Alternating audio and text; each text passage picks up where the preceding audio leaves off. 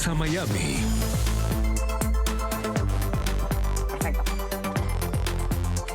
¿Qué tal? ¿Cómo están? Bienvenidos a Club de Prensa Miami. Soy Alessandra Martín. Estamos en riguroso directo. Son las 3 de la tarde, hora del este. Y les tenemos una información de última hora. El presidente de los Estados Unidos, Donald Trump, removió de su cargo a su asesor de seguridad nacional, Michael Waltz. Trump anunció que Waltz será el representante de Estados Unidos ante Naciones Unidas. Y atención, porque el secretario de Estado, Marco Rubio, se hará cargo de forma interina del puesto que deja vacante Waltz.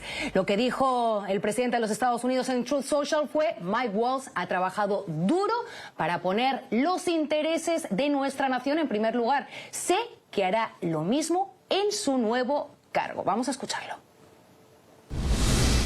Me complace anunciar que propondré a Mike Waltz como próximo embajador de los Estados Unidos ante las Naciones Unidas. Desde sus tiempos de uniforme en el campo de batalla, en el Congreso y como mi asesor de seguridad nacional, Mike Waltz ha trabajado duro para poner los intereses de nuestra nación en primer lugar. Sé que hará lo mismo en su nuevo cargo. En el ínterin, el secretario de Estado, Marco Rubio, actuará como asesor de seguridad nacional, al tiempo que continuará su firme liderazgo en el Departamento de Estado. Juntos seguiremos luchando incansablemente para que Estados Unidos y el mundo vuelvan a ser seguros. Gracias por su atención a este asunto. ¿Qué implicaciones tiene esa decisión y de dónde viene esa decisión que ha tomado hoy el presidente de los Estados Unidos? Tenemos hoy en los estudios a Leland Lazarus, director y analista geopolítico en la Universidad Internacional de Florida y además vocero de la Conferencia Hemisférica de Seguridad. Muy buenas tardes y gracias por estar hoy aquí. Alessandra, muchísimas gracias. Tenemos esta información de última hora. Donald Trump saca a Waltz y lo pone a cargo de esa representación de Estados Unidos ante Naciones Unidas. ¿Eso es un paso mejor para Waltz o digamos que lo están castigando de alguna forma? Mira, yo creo que esta última noticia sí es interesante, pero no necesariamente sorprendente, porque yo veo que el asesor de seguridad nacional, Mike Waltz, y también el secretario de defensa, Pete Hegseth, también estaba envuelto en este escándalo, ¿no?, del Signal Gate, ¿no?, en que Mike Waltz aparentemente, accidentalmente añadió a un periodista a este group chat de Signal. Entonces, bueno, yo veo que ahora que va a tomar este cargo del embajador de las Naciones Unidas, sí es una degradación de su puesto. Y es más, ahora que el secretario de Estado, Marco Rubio, va básicamente a funcionar como asesor de seguridad nacional y secretario de Estado, yo creo que es la primera vez que hemos visto esto en muchos años, en décadas. Yo creo que la última vez que una persona tenía estos dos puestos era el Henry Kissinger en los años 70. Wow. Claro, se supone que es de forma temporal. Sí, sí, sí. Que debe haber una nominación próximamente para sustituir a Waltz.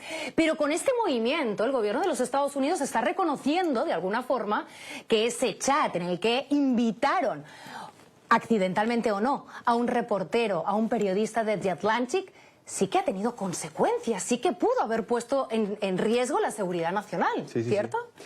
Mire, la verdad es que durante el primer periodo de la administración de Trump también había un montón, un pocotón de diferentes cambios en los puestos también, muy temprano en su primer periodo. Pero sí, yo creo que esto refleja también un poquito de caos dentro de la administración. Y refleja también una encuesta que recién salió por NPR y también de PBS diciendo que el índice de aprobación del presidente Trump es tan solo 42%. Y bueno, el pueblo americano están enojados con los aranceles y que podría aumentar aún más y causar aún más la inflación. Y también la manera en que han manejado las deportaciones. Justamente Sí. yo vengo ahora de una rueda de prensa en la que el gobernador Ron DeSantis ha explicado de qué forma han conseguido detener supuestamente a 1.100 inmigrantes. Pero vayamos a finalizar con el tema de la seguridad. Sí. Mencionabas Pete Hegseth, justamente se está diciendo que fuentes cercanas, ¿no?, a Pete Hegseth, que hay todo un caos en el Pentágono y que curiosamente también el Departamento Gubernamental de Eficiencia quería recortar 250.000 puestos dentro del Pentágono. ¿Qué pudiera significar eso para la seguridad nacional y qué papel está jugando Pete Hegseth al frente del Pentágono, ¿no? Bueno, según Pete Hegseth, eso es solamente como que críticas de empleados que están muy enojados con todos los cambios que él está realizando ahora mismo.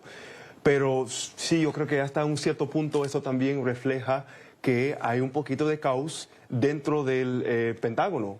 Y qué implicaciones podría tener en la seguridad nacional de los Estados Unidos cuando el Pentágono tiene un montón de cambios, hasta cierto punto, hasta qué punto que nuestros enemigos, así como China, Rusia, Irán, Corea del Norte, puede aprovecharse de este imagen de caos, ¿no?, para llevar adelante sus intereses. Y justamente tú lo mencionabas, ¿hasta qué punto se puede aprovechar China, por ejemplo, del tema de los aranceles de Trump? Que China de repente gane más territorio en Europa o en América Latina, que de hecho ya tiene mucho territorio ganado con la imposición de aranceles tan altos, que es lo que al fin de cuentas, eso lo vino prometiendo Donald Trump en su campaña. Sí. A mí no me ha sorprendido porque yo escuché muchos mítines y conferencias que dio Donald Trump en el estado de la Florida. Pero ¿de qué forma puede China ganar terreno en todo esto que está pasando, no solo con el tema de la seguridad, sino también con el tema de los aranceles? Bueno, primero empezamos con el punto de vista del Trump, ¿no? Él ha pensado desde los años 80 que otros países se estaban aprovechando de los Estados Unidos, ¿no? Y yo creo que el aumentar los aranceles es una manera para quizás ganar más plata, más dinero, más recursos para el pueblo americano. Pero yo, como experto de asuntos chinos latinoamericanos, yo veo específicamente que eso están teniendo como que... El efecto contrario. Efecto negativo para nuestros socios latinoamericanos. ¿Por qué? Porque los países latinoamericanos buscan alternativas de la inversión china, pero no puede conseguir estas alternativas. Es más, se siente como que perseguido o atacado por los Estados Unidos por el aumento de estos aranceles. Y a la vez, China está aprovechándose de esta oportunidad para proyectarse como el nuevo defensor de la globalización, del comercio global.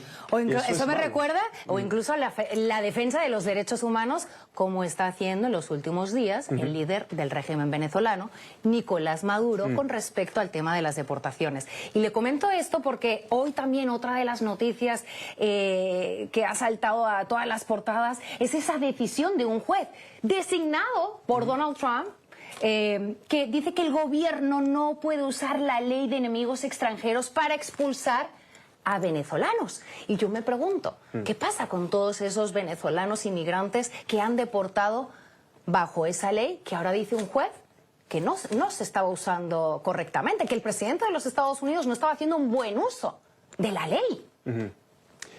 Mira, la administración de Trump está tratando de deportar muchísimas personas lo antes posible, lo rápido posible. Y lo que hemos visto en los primeros 100 días de su administración es que ahora las cortes están tratando de exigir que el gobierno cumple con el proceso debido, ¿verdad? El debido proceso. El debido proceso. Un ejemplo de eso es Kilmar Abrego García, que fue deportado a El Salvador, pero sin el proceso debido. Y hay muchos otros casos. Y entonces, bueno, yo creo que es un ejemplo más en que la administración tendría que cambiar su estrategia un poquito más Sí. Y Lila, usted que es experto en seguridad, hoy justamente le comentaba que he estado en esta rueda de prensa en la que Ron DeSantis ha defendido y ha presumido de ese modelo, porque Florida fue de los primeros estados en suscribirse a ese acuerdo, a ese federal, el 287G, por el cual las agencias locales y estatales colaboran con ICE. Producto de esa colaboración, hoy han presentado esa operación que ha acabado con la detención de 1.100 personas. Y yo le pregunto a usted, que usted es experto en seguridad nacional, ¿el mayor problema de la seguridad nacional, para proteger la seguridad nacional de este país, son los inmigrantes indocumentados? ¿O tendríamos que estar mirando a países como China? ¿Cuál es el riesgo o el peligro para la seguridad nacional de Estados Unidos? ¿Los inmigrantes indocumentados? Mira, sí, yo creo que dentro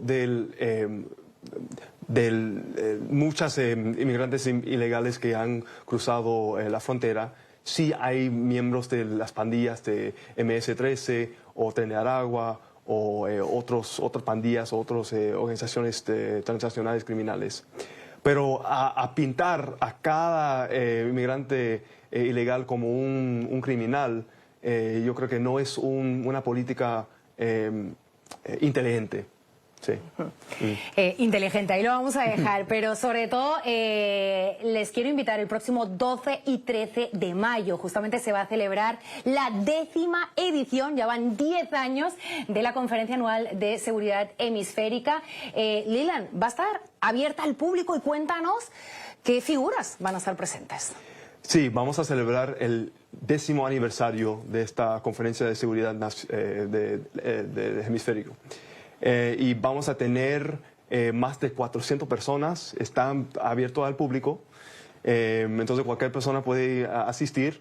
Va a llevar a cabo en el campus del FIU y vamos a tener varios invitados. El comandante del Comando Sur de los Estados Unidos, el almirante Alvin Halsey, también el ministro de Seguridad o de Defensa de Argentina, Luis Petri, también el ministro de Asuntos de Canadá y Panamá, José Ramón Icaza, y claro que él va a abordar este tema de la influencia china en el Canadá y Panamá y cómo el gobierno panameño está manejando eso. Pero sí, tenemos 4 temas importantes: la seguridad económica, el crimen organizado, la tecnología emergente y también la seguridad ambiental. Entonces va a ser una conferencia. ¿Solo tienen 2 días para discutir todo eso? Sí. Y va a llevar a cabo el lunes 12 y el martes 13 de mayo. Y para acabar, ¿cuál es el mayor reto que enfrenta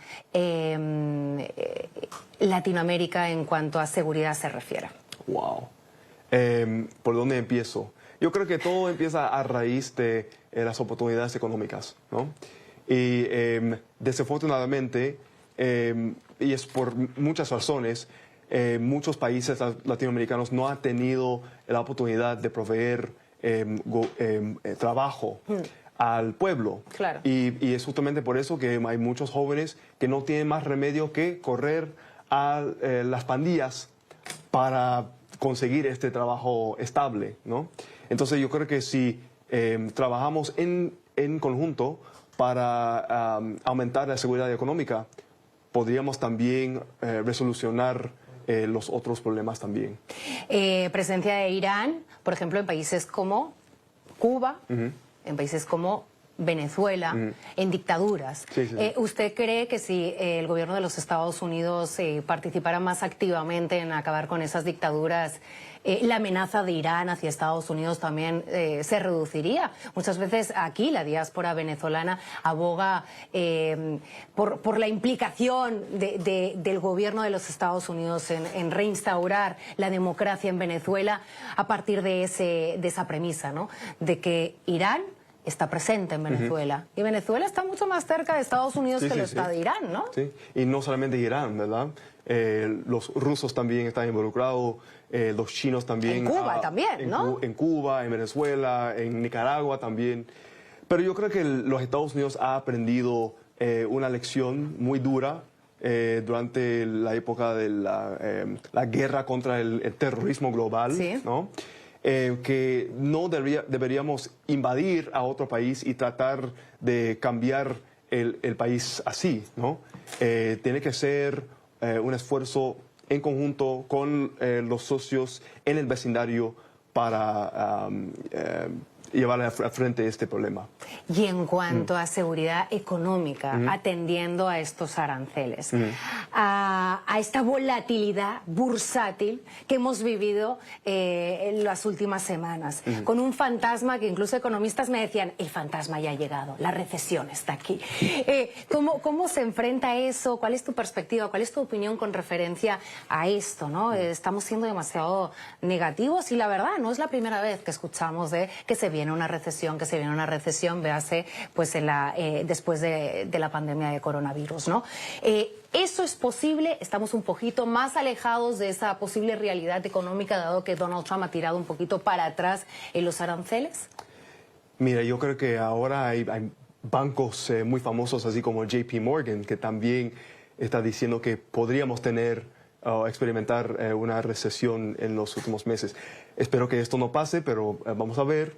Pero yo creo que lo más importante es la guerra comercial entre los Estados Unidos y China, ¿verdad? Los aranceles contra las importaciones de los productos chinos ya es 145%, yo creo.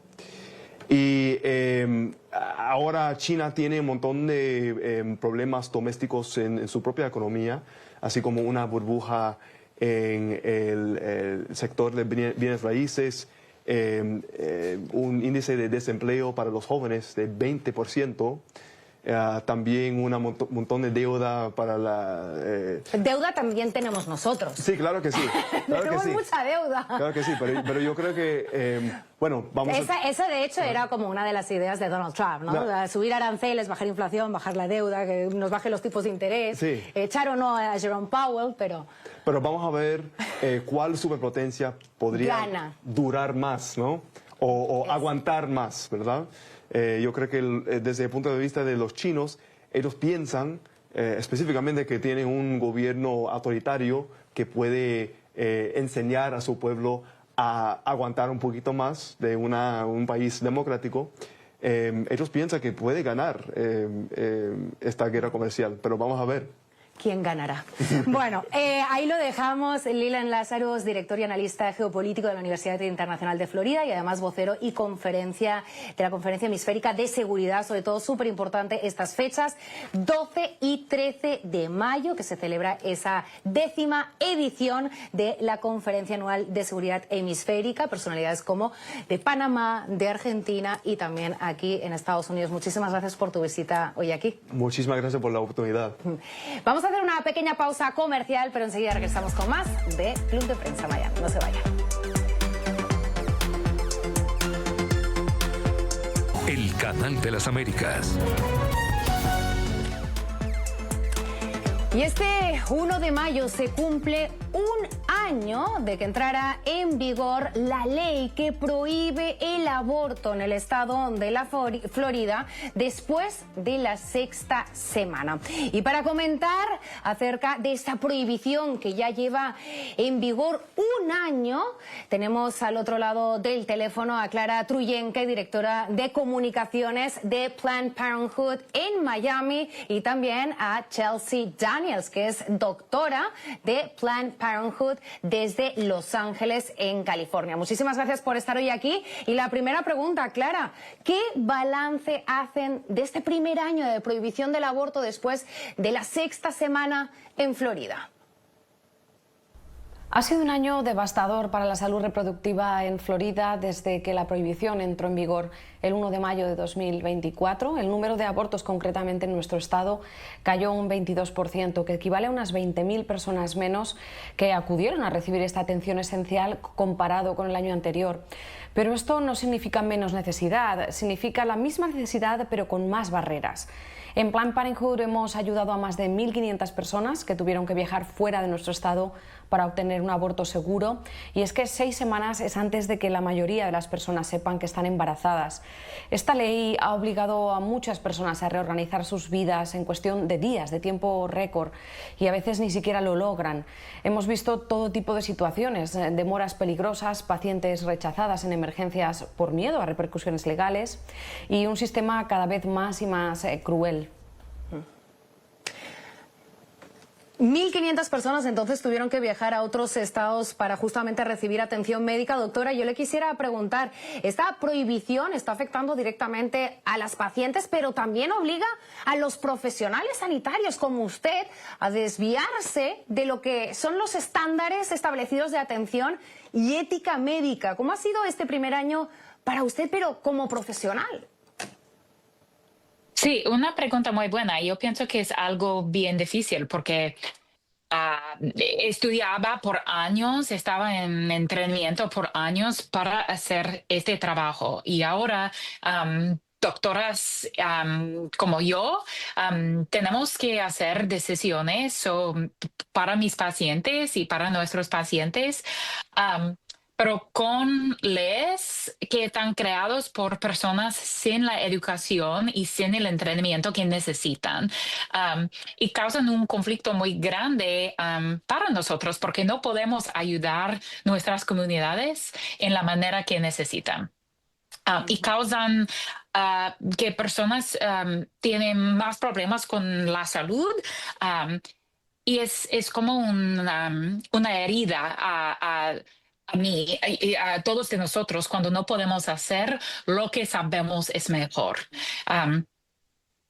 Yo conozco muchos doctores que salgan de este estado y de otros estados porque no quieren trabajar en leyes así. Y puedo entender por qué. Clara, ¿ustedes consideran que esta medida ha estado perjudicando sobre todo a los más vulnerables, por ejemplo, a los hispanos? Sí, claro, sin duda. Esta prohibición afecta de forma desproporcionada a comunidades ya marginadas y los hispanos están entre los más afectados. Muchas mujeres latinas en Florida pues enfrentan barreras adicionales como es la falta de transporte, de seguro médico o también la atención en su idioma. Además sabemos que el 64% de las mujeres hispanas en edad reproductiva en nuestro estado viven en condados donde el acceso al aborto ya era limitado, incluso antes de que existiera esta ley. Esta medida no solo restringe el derecho al aborto, sino que también profundiza en estas desigualdades en la salud para nuestra comunidad. Doctora, ¿pudiera compartir con nosotros algún caso de alguna paciente que le impactara especialmente? Oh, tengo muchos, desafortunadamente tengo muchos.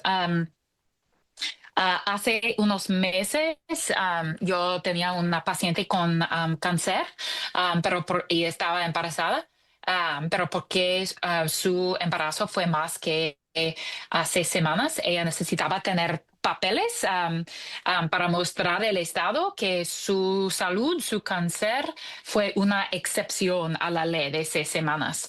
Porque su especialista en cáncer dijo que ella no podría recibir tratamiento por el cáncer hasta que tuviera el aborto. Y tomaba semanas para tener todos los papeles que necesitábamos para mostrar a nuestros abogados. Y durante este tiempo ella no podía recibir tratamiento por su cáncer y estaba embarazada. Con un embarazo que ella quería, pero que fue muy peligroso a su vida. Y porque tomaba bien tiempo para colectar todo lo que necesitábamos, su salud fue en el medio. Y eso pasa todo el tiempo con esa ley, porque la ley no tiene sentido para mis pacientes.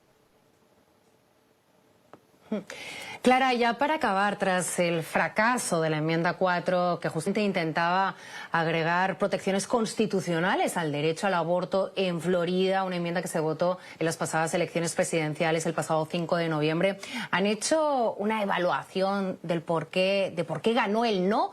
¿O piensan proponer alguna medida que revierta esta prohibición? Aunque la enmienda 4 obtuvo una mayoría de votos, no alcanzó el umbral del 60% que se requería en nuestro estado y el resultado fue un golpe duro para todos, pero también nos mostró algo muy claro y es que la mayoría en este estado sí apoya el derecho a decidir por uno mismo. Lo que falló fue el sistema y no la voluntad de la gente. Desde entonces hemos visto un aumento impresionante en la demanda de métodos anticonceptivos, por ejemplo un 39% más en la inserción de los dispositivos DIU, 23% más en implantes de brazo, lo que demuestra que el miedo es real en la población y es que tienen miedo a perder todos esos derechos. Ahora estamos enfocados en seguir educando, organizando e impulsando iniciativas para que más personas voten de forma informada. La lucha para nada ha terminado, seguimos cuidando a todo el mundo y pase lo que pase, seguiremos haciéndolo. Para que voten de forma informada. Nos quedamos con eso. Clara Truyenque, directora de comunicaciones de Planned Parenthood desde Miami, también a la doctora Chelsea Daniels, doctora de Planned Parenthood desde Los Ángeles. Muchísimas gracias y vamos a hacer una pequeña pausa, pero enseguida regresamos con más aquí en Club de Prensa. Vamos a hablar de lo que dijo el gobernador Ron DeSantis hoy en Miramar, en una de las oficinas de ICE, con respecto a la operación Maremoto, en la que detuvieron 1.100 inmigrantes indocumentados. No se vayan. De Prensa Miami por NTN 24, el canal de las Américas. Son las 3:37 de la tarde, hora del este. El Departamento de Seguridad Nacional y el Servicio de Inmigración y Control de Aduanas, junto al estado de Florida, dirigió del 21 al 26 de abril una operación en la que se detuvo 1.120 inmigrantes indocumentados. Dicen las autoridades que es el mayor número de detenidos en un solo estado en una sola semana en la historia de ICE. Así lo declaró el gobernador de Florida, Ron DeSantis, durante una rueda de prensa que se llevó a cabo esta mañana. Advirtieron que esta es la primera de muchas. Vamos a escuchar lo que dijo la directora adjunta de ICE. Este es un marcador histórico de un modelo que puede ser no solamente utilizado acá en el estado de Florida por muchas operaciones que van a venir. Y creo que el gobernador está de acuerdo con que este no será el último en el estado de Florida, pero es que también es un modelo que podemos llevar a otros estados. También quiero resaltar algo de los arrestos históricos que han hecho nuestros socios del 287G, incluyendo un brasileño que tiene historia con agresión con agravantes. Tenemos un mexicano que fue arrestado, que su historia incluye secuestro, y también tenemos a un colombiano que está condenado por asesinato y pudimos sacarlo de la calle. Saludamos a Orián Brito, periodista desde Miami. Orián, muy buenas tardes, ¿cómo estás? Un placer, Alessandra. Bueno, sin duda, siguiendo la noticia del día en este estado, que ha sido esta conferencia de prensa en la que hemos escuchado parte de lo que se dijo hoy, ¿no? Orián, ¿ha sido una muestra de transparencia por parte de las autoridades o una muestra de fuerza? Yo considero que, mira, tiene un poquito de cada uno. De fuerza, indudablemente, cuando uno ve a todas las agencias allí, la patrulla de carreteras, ICE, diversas agencias estatales, un gobernador que te dice en 67 condados estamos las agencias trabajando conjuntamente. Cuando se celebran estos números, que es lo que vimos el día de hoy prácticamente, existe una demostración de fuerza. Ahora, de transparencia. Los detalles son muy vagos, ¿no? Por fortuna, o sea, por ejemplo, nosotros venimos, hay que poner esto en contexto, que hace una semana se había hecho que en la Florida un operativo donde se había logrado la captura de 800 inmigrantes. De ese número que se habló hace unos días, nunca se supo las identidades, no sabemos si tiene relación con este número completo en su totalidad, pero por ejemplo, en este caso tenemos información que hay más de 400 nicaragüenses, 48 venezolanos, algunos rostros. Ellos insisten en que algunos son miembros de pandilla. Claro, no nos queda claro cuál es la vinculación que tendrían con estos grupos. Lo que no hay duda, Alessandra, es que existe una determinación. Y yo me quedo con la frase que dijo el director de ICE. Dijo, esto es solo el comienzo, esto es como una especie de preámbulo o un ensayo de lo que podemos hacer y lo que queremos hacer en las próximas semanas. Entonces esto implica que vamos a tener muchos más arrestos y que la idea, asumo, es que estos números se tripliquen.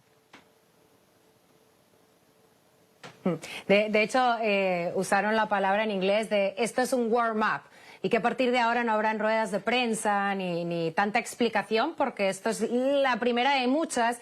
Y sobre todo la postura del gobernador Ron DeSantis, ¿no? Parece que él ha iniciado una carrera que no sé hacia dónde quiere ir, pero quiere ser el estado ejemplar en la lucha contra los inmigrantes indocumentados a los cuales ellos criminalizan constantemente porque consideran que cruzar la frontera sur es un crimen. De hecho, de esas cifras, las tengo aquí delante, decían de 1.100 inmigrantes indocumentados, dicen que el 63% tienen antecedentes criminales, considerando que es un crimen el cruzar la frontera de forma irregular, y 378, es decir, de 1.100, tan solo 378 tenían una orden firme de expulsión directa por un juez de inmigración. Lo que preocupa aquí, Orián, es si se está cumpliendo el debido proceso, ¿no? En cada uno de estos casos, que lo merecen. Alessandra, en este momento estamos viendo un proceso en el país desde el 20 de enero donde la prioridad es deportar inmigrantes lo más pronto posible. La administración, estamos claros, Trump habla de millones de indocumentados que anhela sacar del país, lo dijo en su campaña. Esto no es nuevo, esto no tiene por qué sorprendernos, es decir, la agresividad con la que este operativo se está desarrollando no solo en Florida, sino en otros estados. Aquí lo curioso es que por un lado está este deseo, pero por otro están algunos jueces. Hoy particularmente uno ha tomado una decisión importante que es de paralizar permanentemente el envío de inmigrantes a la cárcel seco de El Salvador, que es una preocupación que tienen porque este procedimiento donde no se informó, donde al final eso se apareció, fue un video un sábado en horas de la mañana con unos migrantes deportados, generó mucha conmoción dentro y fuera del país. Entonces, lo que estamos viendo en este momento es que existe una determinación para cumplir una meta. Y cumplir una meta quiere decir sacar a migrantes indocumentados, algunos que estén vinculados con pandillas.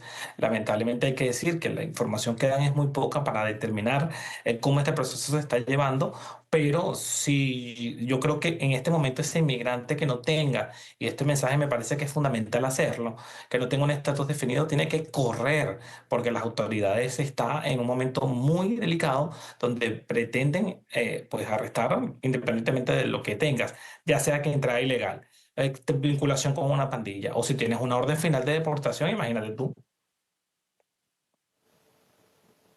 El gobernador, de hecho, dijo que está esperando la autorización del Departamento de Seguridad Nacional para poder ampliar los centros de detención de inmigrantes en Florida. Y una pregunta que me quedé sin respuesta, porque tan solo la logré gritar, pero ya dijeron, hasta aquí llegaron las preguntas, es ¿cuántas personas han fallecido en el estado de la Florida bajo custodia de ICE desde enero? Sí. No se sabe esa cifra. No hay información. Hablábamos al principio de la semana de una mujer. Sí, no hay información precisa, Alessandra, y fíjate que esta semana vimos el caso de una inmigrante haitiana que murió en una celda de ICE, pero no tenemos de oficina de inmigración, perdón, un centro de detención, pero no tenemos ningún tipo de información. En Cron, que es otro centro de detención aquí en el sur de la Florida, la información que hemos tenido es de gente que ha grabado el hacinamiento con el que están porque no se dan abasto para estar allí como deben estar y siguen trasladando migrantes. Fíjate tú, estamos hablando de más de 1.100. ¿Dónde están en este momento? ¿En qué centros de detención se los llevaron? El 63% aparentemente tiene una orden final de deportación, pero ¿qué pasa con el otro 37% que no se nombra? ¿Cuál es el delito que tenían? ¿Dónde están? ¿Qué va a pasar con ellos? ¿Van a ser enviados a dónde también? Entonces, hay muchas preguntas, pero al escuchar las autoridades, y tú estuviste en esta conferencia de prensa que le dimos cobertura hoy, nos queda claro que hay una misión y la misión es cumplir la meta a juzgar por lo que hace el gobernador, hay un orgullo por tener el mayor número de arrestos en una semana. No sé si tú lo sentiste igual. Orián, otra de las preocupaciones que hay justamente en el estado de la Florida, gracias a ese acuerdo de colaboración, lo ponen como ejemplo, esa operación Maremoto para que se pueda aplicar en otros estados, eso lo decía la directora de ICE, pero gracias a ese programa federal 287G tenemos a la patrulla de carreteras de Florida haciendo también como, pues en tareas de colaboración o actuando como agentes de ICE. Llámalo como quieras. ¿Cómo podemos garantizar que los oficiales de los distintos cuerpos policiales o de seguridad del Estado estén haciendo el trabajo que hacían antes con el que están haciendo ahora, atendiendo que, por ejemplo, la patrulla de carreteras, históricamente, ¿no? Se han venido quejando de falta de presupuesto, falta de personal. ¿Cómo pueden estar haciendo las dos cosas? ¿Está Florida ahora menos inseguro porque nuestros agentes están actuando como agentes de inmigración? ¿Qué han dicho las autoridades con respecto a eso, no? Claro. Fíjate, Alessandra, una cosa interesante. Cuando uno regresa de un viaje a Estados Unidos, te dicen que el oficial de inmigración que te atiende tiene esa discrecionalidad, si permitirte la entrada o no. Y yo creo que en este procedimiento podemos utilizar esa misma fórmula. Yo creo que cada oficial de la patrulla de carreteras que se atreva a arrestar, que arreste a algún inmigrante, revise su identificación en caso de que la tenga o que no tenga identificación, que esto lo pondría en una situación mucho más peligrosa, creo que pues va a ser sometido a algún tipo de arresto. ¿Quién puede verificar si a ti te detienen? Por ejemplo, un viaje, tú de repente estás haciendo un trámite migratorio, pero estás en Miami y vas viajando hacia Orlando. Y en el camino a Orlando, ya casi llegando, te arresta un oficial de inmigración, de repente no tienes un estatus definido, te arrestas, ¿qué ocurre allí? ¿Quién puede garantizar este proceso? Pues lamentablemente en este momento podemos decir que particularmente en la Florida, pues dependerá de tu inteligencia y de tu precaución, repito, porque hay un compromiso. Yo vi decenas de oficiales de la patrulla y de carretera en esta conferencia de prensa y cada uno de los condados, como lo dijo el gobernador, particularmente estamos haciendo referencia a la Florida, se ha sumado a esta cruzada. Entonces no existe ningún tipo de garantía, sino salvo la que cualquier persona pueda protegerse de alguna u otra forma frente a este contexto que estamos viendo en las últimas semanas. El gobernador dijo que eran 67 condados los que se habían adherido a ese programa. Yo me fijé en el listado de condados donde supuestamente han llevado a cabo esas detenciones. Por ejemplo, no vi el condado de Miami-Dade. El gobernador decía que por ley todo el mundo tiene que suscribirse a ese acuerdo. Han habido amenazas a funcionarios electos por parte del fiscal del estado, que han mandado incluso una carta a Fort Myers para que se adherieran a este programa. Así que bueno, vamos a ver cómo sigue todo. Aquí en Florida las cosas están calientes, como se dice por ahí. Orián Brito, muchísimas gracias. Seguiremos al pie del cañón también haciendo esas preguntas incómodas. Gracias, Orián. Feliz tarde. Esa es la labor. Un abrazo y feliz tarde para todos. Te mando un abrazo, Orián. Vamos a hacer una pequeña pausa y enseguida regresamos con más de Club de Prensa Miami. El canal de las Américas.